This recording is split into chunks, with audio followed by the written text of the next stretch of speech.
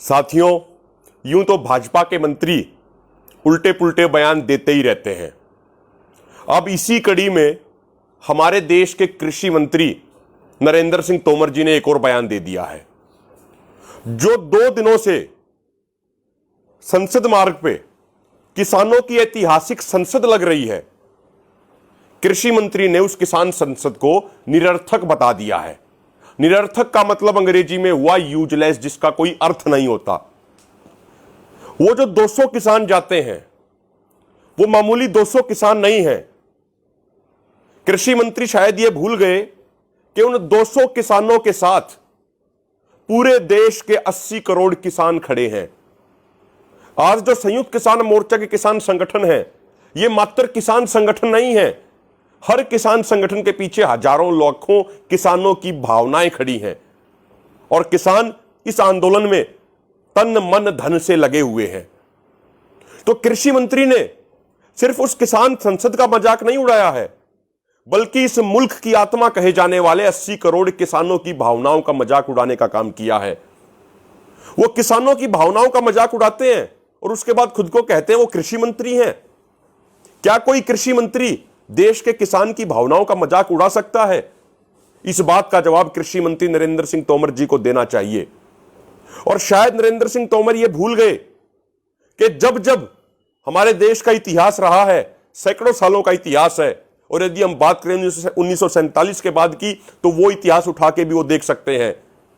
जब जब संसद में बैठे सांसद बेलगाम होते हैं, तब तब इस देश की जनता सड़कों पे उतरती है और सड़कों पे देश के संविधान को बचाने की, रक्षा की लड़ाई की जाती है। आज जो ये किसान सड़कों पे है, ये देश को बचाने की लड़ाई लड़ रहा है। इस लड़ाई में एक तरफ देश को बचाने वाले जवान किसान नौजवान हैं, तो दूसरी तरफ देश को बेचने वाले अडानी अंबानी और उनके मित्र यानी मोदी सरकार है। देश के अंदर, किसी भी लोकतंत्र के अंदर जनता जनार्दन सर्वोपरि होती है। यह मुल्क 135 करोड़ भारतीयों की भावनाओं से बना हुआ है। जो ये सांसद आज संसद के अंदर बैठे हैं, ये किसी आसमान से नहीं टपके हैं। इस देश की जनता ने उन्हें चुन के भेजा है। और यदि ये सांसद इसी तरीके से जन विरोधी, किसान विरोधी, नौजवान विरोधी फैसले लेते रहेंगे, तो आने वाले समय में इनको हमेशा के लिए भूतपूर्व सांसद और विधायक भी बना दिया जाएगा। इनको हमेशा के लिए भूतपूर्व मंत्री और प्रधानमंत्री और गृह मंत्री और कृषि मंत्री भी बना देंगे। आने वाले समय में इनको कोई वोट देने वाला नहीं रहेगा। ये हालात देश में बन चुके हैं। हमेशा के लिए इनकी सरकार को भूतपूर्व सरकार बना दिया जाएगा। देश का इतिहास है, जब जब संसद में बैठे सांसद बेलगाम हुए हैं, तब तब देश की जनता ने उन बेलगाम सांसदों पे लगाम कसने का काम किया है। आज ये देश का किसान उन्हीं सांसदों पे लगाम लगा रहा है, जिन सांसदों ने किसानों की मौत के फरमान यानी 3 काले कानून पास कर दिए।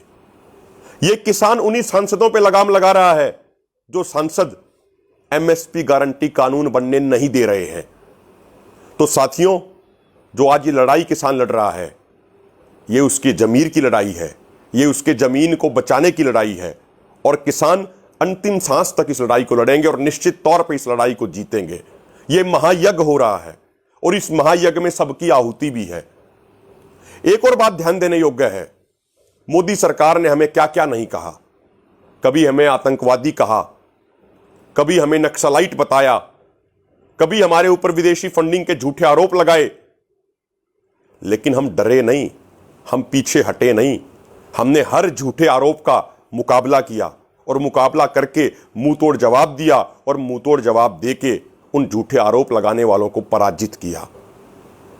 आगे भी इसी तरीके से इन्हीं हौसलों के साथ हम अपनी लड़ाई लड़ेंगे और लड़ाई जीतेंगे। हमने क्या नहीं सहा। हमने 0 डिग्री टेम्परेचर की ठंड भी देखी, हमने 50 डिग्री टेम्परेचर की गर्मी भी देखी, हमने 4-4 फुट तक का खड़ा पानी भी देखा अपने कैंपों के अंदर, अपने टेंटों के अंदर, अपने लंगरों के अंदर। लेकिन ना तो धूप हमारा हौसला कम कर पाई, ना ही ठंड हमारा हौसला कम कर पाई, ना ही बारिश हमारा हौसला कम कर पाई। हमारा हौसला तो बुलंद होता चला गया। और जिन लोगों ने इस किसान कौम का इतिहास पढ़ा होगा, वो जानते हैं इस किसान कौम का हजारों सालों का इतिहास है। बड़े बड़े तानाशाह आए, इस किसान कौम को मिटाने के लिए, लेकिन वो तानाशाह खुद मिट्टी में मिल गए और ये किसान कौम तो हमेशा मजबूत होती चली गई। ये किसान कौम तो जिंदाबाद थी, जिंदाबाद है और जिंदाबाद ही रहेगी। दूसरी बात, कृषि मंत्री ने संसद के अंदर बोला कि केंद्र सरकार के पास किसानों की शहादत का कोई आंकड़ा नहीं है। हम इस बात की घोर निंदा करते हैं। जो आज किसानों ने शहादत दी है इस आंदोलन में, लगभग 550 ने, ये सिर्फ अपने लिए नहीं, ये पूरे देश के लिए शहादत दी है।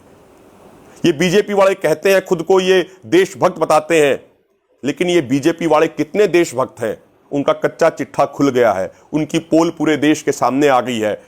इस आंदोलन के बाद बीजेपी आरएसएस का असली चेहरा चरित्र पूरे देश के सामने उजागर हो गया है। पूरा देश जान गया है कि ये बीजेपी आरएसएस वाले लोग किसान विरोधी हैं, नौजवान विरोधी हैं, भाईचारे विरोधी हैं और सबसे बड़ी बात, ये देश विरोधी हैं। इनकी ये चीजें, इनकी ये असलियत, इनकी ये सच्चाई आज पूरे देश के सामने आ चुकी है। हम ये बताना चाहते हैं पूरे देश और पूरी दुनिया को कि एक पोर्टल है जिसका एड्रेस है humanCostOfFarmersProtest.blogspot.com।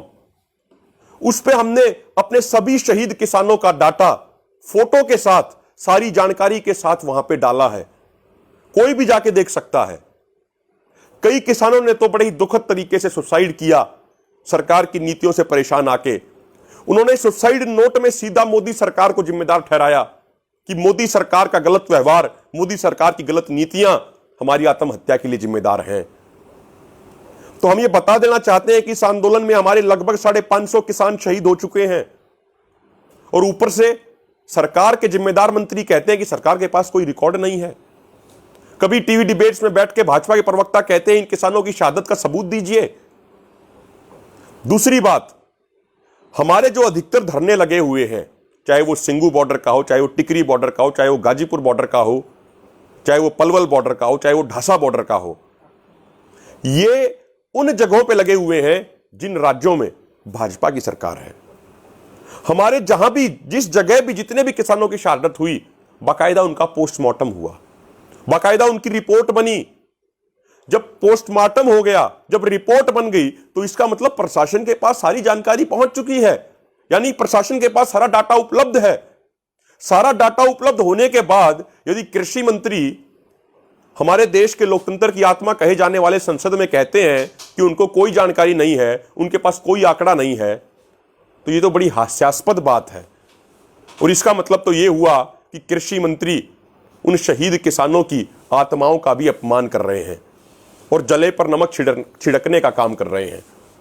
साथियों, अंत में हम यही कहना चाहते हैं, जो हमारा किसान संसद चल रहा है संसद मार्ग के ऊपर, ये जैसे आज तक शांति और अनुशासन और एकता के साथ चलता आया है, ये आगे भी इसी शांति, इसी एकता और इसी अनुशासन के साथ चलेगा। क्योंकि मोदी सरकार जिस चीज से डरती है वो है हमारी शांति, हमारा अनुशासन और हमारी एकता। हमें इसी तरीके से, शांतिपूर्ण तरीके से रहना है, हमें एकजुटता के साथ रहना है, हमें अनुशासन के साथ रहना है। आप यकीन मानिए, अपना एक किसान आंदोलन जीत के बहुत नजदीक पहुंच चुका है। बस अब तो उस दिन का इंतजार है जब हमारी जीत का ऐलान होगा, जब इस किसान कौम का डंका पूरे देश ही नहीं पूरी दुनिया में बजेगा। बस आप धैर्य रखिए, आप सब्र रखिए, आप शांतिपूर्ण रहिए, हमारी जीत निश्चित है। जय जवान, जय